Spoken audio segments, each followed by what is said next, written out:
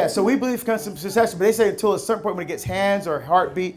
So just take genetic material from the sperm and the egg and test it. What kind of DNA is it? It's human. So, okay, so the baby's born without a hand. It didn't have a hand in the womb. It doesn't have a hand now. So it's not human? What about the dude? What's that dude's name? The guy that goes around the world. He got no legs. He's got, huh? Nick Vujicic. Nick, that's the guy. Nick Vujicic. Vujicic, the guy's a swimmer. The guy rides horses. The guy has kids. Beautiful wife, kids. So when he was born, oh, throw that guy away. He's not human. He was that way in the womb. And I said, I mean, help me to understand this.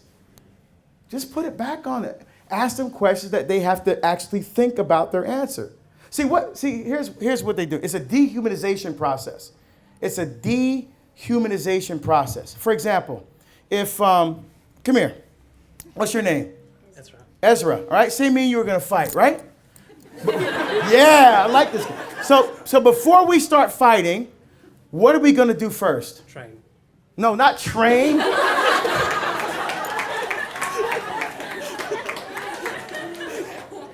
This is a street. See, I'm from the hood. Obviously, you're not.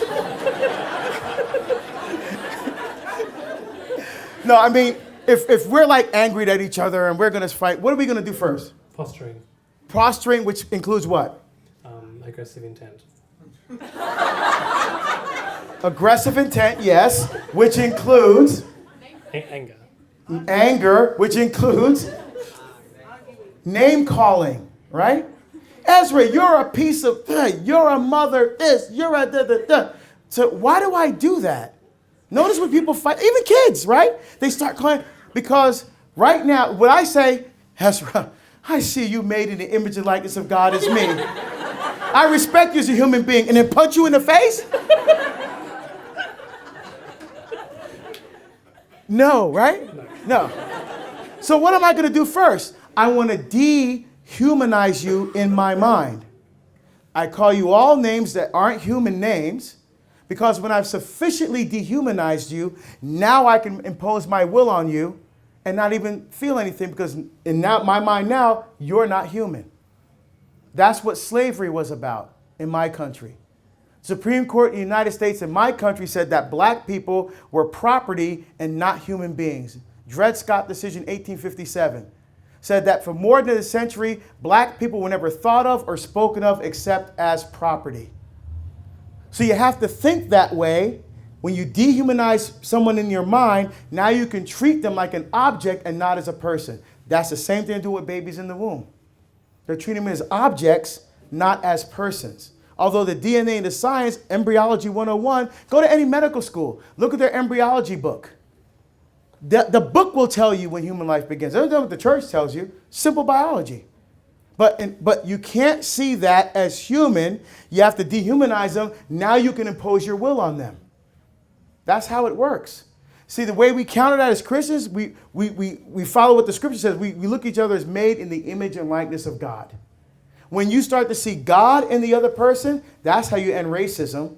When you see God in the other person, that's when you end bullying. When you see God in the other person, that's when you stop abortion. But we have to help this culture get there. Because the culture worships the Trinity too. Me, myself, and I. It's all about me. It's all about what I want. It's all about, but our philosophy is different. It's about how I can be a gift to the other. How I can see, when I'm looking at what's best for this other person, not what's best for me. That's our approach. Very different than the culture. So it's going to clash. So the culture wants to feel. Everybody wants to have emotion. For example, on the uni campus of the United States, they have safe spaces. So I thought university was a place where two people with different intellectual backgrounds and pursuits can engage each other, sometimes intense, with different ideas, different philosophies, different ways of thinking. You engage, you agree to disagree, you share your ideas, you try to get the other person to at least understand where you're coming from, then you go get a beer. What happened to that? Now, if I say something to Ezra and I offend him, Where's my safe space with my puppies and my balloons and my cupcakes? Where can I go and be safe? What kind of insanity? We're treating them like babies. Going back to kindergarten. What happened to see? That's what we're facing today. So instead of all this emotion, is say, get people to think. Nobody wants to think. Everybody wants to feel. Nobody wants to think. And the science is on our side. The truth is on our side because Jesus Christ is truth, and he says truth will set us free. Make sense? Thank you. You're cool, man. I like you, man.